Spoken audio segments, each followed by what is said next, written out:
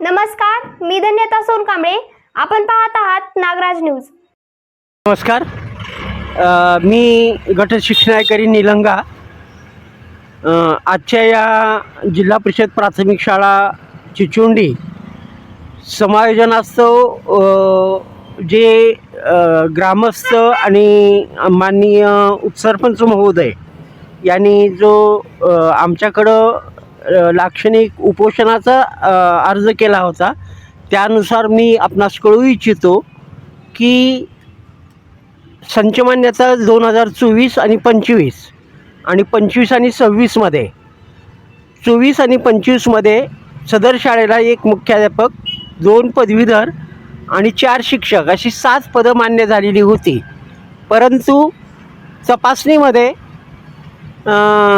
फेरप्रस्तावामध्ये जो प्रस्ताव सादर केलेला होता, तो प्रस्ताव वरिष्ठ कार्यालयाकडे त्यावेळी न गेल्यामुळे त्या पदामध्ये सुधारणा झालेली नाही.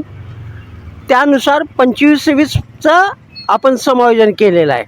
मी आपणाला असं सांगू इच्छितो, त्या काळी जो प्रस्ताव आपल्याकडं आलेला होता तो आम्ही वरिष्ठाकडं सादर करून वरिष्ठांकडून मंजुरी मिळाल्यानंतर निश्चितच त्या शाळेवरती आपण पद राखण्यासाठी प्रयत्न करू.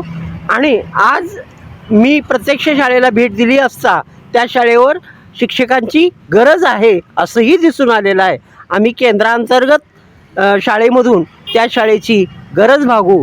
मी उपोषणकर्त्यांना विनंती करतो की आमच्या या विनंतीला मान देऊन आणि आम्ही जे प्रस्तावित केलेल्या प्रस्तावाला मान्यता देऊन उपोषण मागं घ्यावं ही विनंती करतो.